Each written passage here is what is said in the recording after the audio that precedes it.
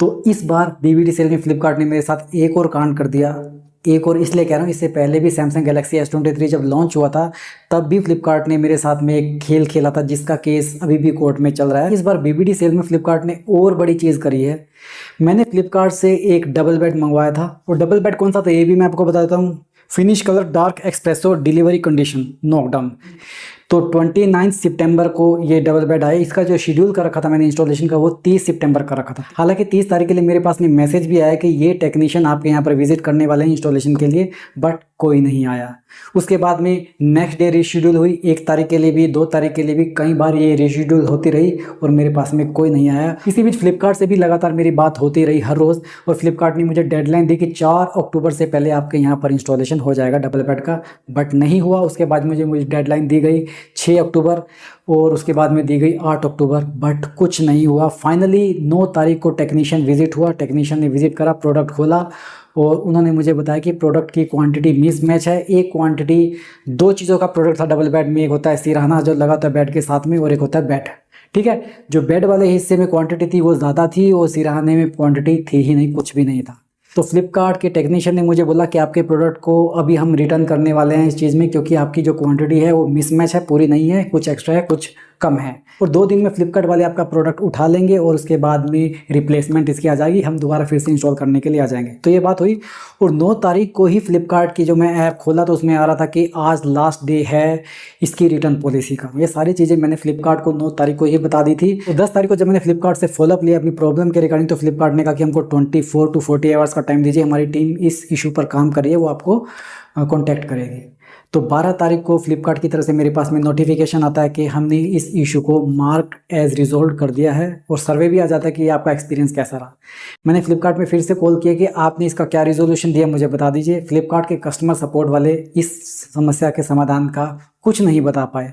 तो उन्होंने फिर से इस आईडी को, टिकट आईडी को ओपन कर दिया। उन्होंने कहा कि हमने बैकएंड में फिर से भेज दिया है, और आपको 14 अक्टूबर तक आपको इसका रिजोल्यूशन मिल जाएगा। इसके बाद 14 अक्टूबर को फ्लिपकार्ट ने फिर इशू को क्लोज कर दिया, टिकट आईडी बंद कर दी कि इशू रिजोल्व हो चुका है।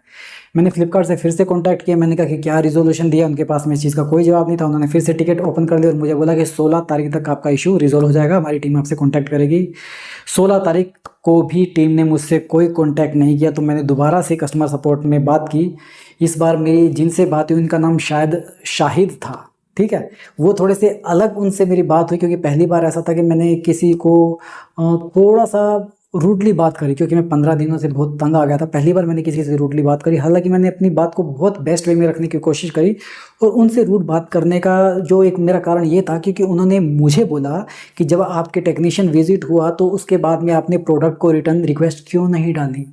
तो मैंने उनको बोला कि भाई मैंने 9 तारीख को इन्फॉर्म कर दिया था फ्लिपकार्ट को कि टेक्नीशियन ने अपडेट कर दिया है कि ये प्रोडक्ट मिसमैच है, क्वांटिटी पूरी नहीं है, इसलिए इंस्टॉल नहीं हो सकता। तो उनका कहना था कि आपको कंप्लेन नहीं करनी चाहिए थी, आपको रिटर्न रिक्वेस्ट करनी चाहिए थी। जो इसको बहुत ही ज़्यादा अजीब लगा। पहली बात तो ये कि इन्होंने रिटर्न पॉलिसी को ख़त्म कर दिया 9 अक्टूबर को, जिस दिन टेक्नीशियन ने विजिट किया था। आप ये चीज़ समझिए ज़रा ध्यान से, क्योंकि उस दिन उसको 10 दिन हो चुके थे और टेक्नीशियन आया ही नहीं 10 दिन तक इंस्टॉलेशन के लिए। तो वो 10वां दिन था, मतलब रिटर्न पॉलिसी का लास्ट दिन था। और रिटर्न पॉलिसी एक्चुअली लागू तब होती है जब आपका प्रोडक्ट इंस्टॉल हो जाए। जब तक आपका प्रोडक्ट इंस्टॉल नहीं होता तब तक रिटर्न पीरियड स्टार्ट नहीं होता। तो मेरे केस में फ्लिपकार्ट ने क्या किया, इंस्टॉलेशन के लिए कोई बंदा नहीं आया तो भी उन्होंने 9 अक्टूबर को रिटर्न पॉलिसी ओवर कर दी। तो मैंने उस बंदे को बोला कि भाई मैंने रिटर्न रिक्वेस्ट नहीं डाली, लेकिन मैंने 9 तारीख को ही कंप्लेन कर दी थी कि मेरे प्रोडक्ट की क्वांटिटी मिसमैच है। तो उस पे फ्लिपकार्ट का क्या स्टैंड होता है? जब मैंने आपको बोल दिया, कंप्लेन कर दी है, तो फ्लिपकार्ट का स्टैंड यही होता है। फ्लिपकार्ट इस चीज़ को क्रॉस चेक करता, उसके बाद में प्रोडक्ट या तो रिटर्न करता, या रिप्लेसमेंट करता, या इंस्टॉलेशन करता। इन 3 चीज़ों में से एक सॉल्यूशन तो निकलता। फ्लिपकार्ट ने ना ही रिटर्न लिया, फ्लिपकार्ट ने ना ही रिप्लेसमेंट की, और फ्लिपकार्ट ने ना ही इंस्टॉलेशन करी। मतलब इसके जितने भी पॉसिबल सॉल्यूशन थे फ्लिपकार्ट ने किसी पर भी काम नहीं किया। और इससे पहले कई बार फ्लिपकार्ट इस इशू को मार्क एज रिजॉल्व कर चुका है बिना कोई रिजोल्यूशन के। तो अब फिर से फ्लिपकार्ट ने मुझे बोला कि आप 24 to 48 आवर्स वेट कीजिए, हमारी टीम आपसे, बैकएंड टीम आपसे कॉन्टैक्ट करेगी। पहले भी ऐसा बोला जा चुका है, मुझसे कभी किसी ने कॉन्टैक्ट नहीं किया। अब आपको ये पूरा सिनेरियो मैं बताता हूँ। प्रोडक्ट मैंने मंगाया फ्लिपकार्ट से भरोसा करके, प्रोडक्ट में कोई क्वांटिटी उन्होंने ज़्यादा दे दी, कोई क्वांटिटी नहीं दी। अब रिप्लेसमेंट वो इसलिए नहीं कर सकते क्योंकि इनके पास में ये प्रोडक्ट स्टॉक आउट है। तो दोस्तों इस डेड प्रोडक्ट को मेरे पास में पड़े हुए 15 दिन से ऊपर हो चुके हैं, फ्लिपकार्ट इसको रिटर्न नहीं ले रहा है।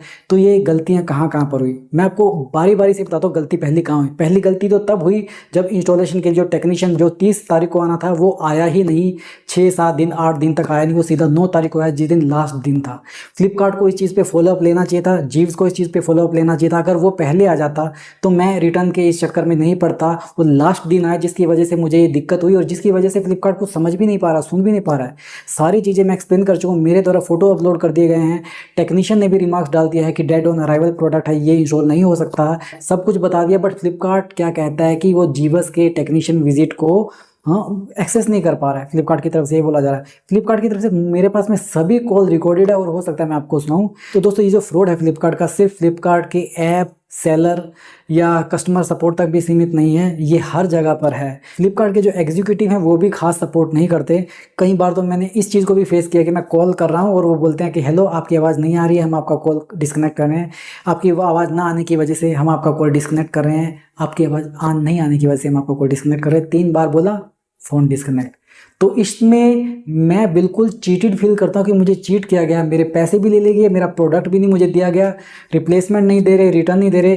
तो ये फ्लिपकार्ट के आज के हालात। 2-3 सालों में ये चीज़ मैंने बारीकी से नोट करी है कि फ्लिपकार्ट का जो कस्टमर सपोर्ट का प्रॉब्लम रिजोल्व करने का जो एक पैटर्न है, तरीका है या टाइमलाइन कह लो, वो बहुत ही ख़राब होता जा रहा है। 2 साल पहले अगर फ्लिपकार्ट यहाँ पर था तो आज यहाँ पर आ चुका है। फ्लिपकार्ट इसी तरह से चलता रहा तो अगले 2-3 सालों में फ्लिपकार्ट का टाइम ख़राब हो जाएगा।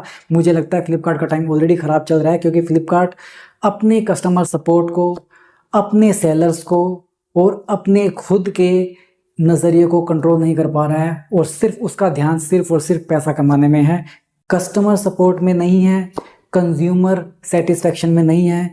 तो ये मेरा एक्सपीरियंस है फ्लिपकार्ट का। अभी देखते हैं इसके आगे क्या इसका रिजोल्यूशन निकलता है। जो भी रिजोल्यूशन निकलेगा मैं आपको बताऊंगा ज़रूर। तो आज के लिए बस इतना ही। अगर आप भी फ्लिपकार्ट से मेरी तरह रेगुलरली कुछ ना कुछ मंगाते रहते हैं, थोड़े से अब सावधान हो जाएं। रेटिंग वगैरह भी देखिए, हर चीज़ देखिए। हालांकि मैंने रेटिंग देखी, डबल बेड मंगवाया था और अच्छी थी, बट यहाँ पर फ्लिपकार्ट की सर्विस ने मुझे धोखा दे दिया, जिसके कारण मैं आज इस चीज़ को भुगत रहा हूँ। इसका जो भी निर्णय निकलेगा, जो भी रिजोल्यूशन होगा, उसके बारे में मैं आपसे डिटेल में शेयर जरूर करने वाला हूँ। तो आज के लिए बस इतना। अगर आपको ये जानकारी अच्छी लगे तो इस वीडियो को लाइक कीजिए। ऐसे ही और टेक वीडियोज़ के लिए, ट्यूटोरियल के लिए और हेल्प के लिए इस चैनल को सब्सक्राइब कीजिए। आपसे जल्दी फिर मुलाकात होगी, तब तक स्वस्थ रहें, मस्त रहें और व्यस्त रहें।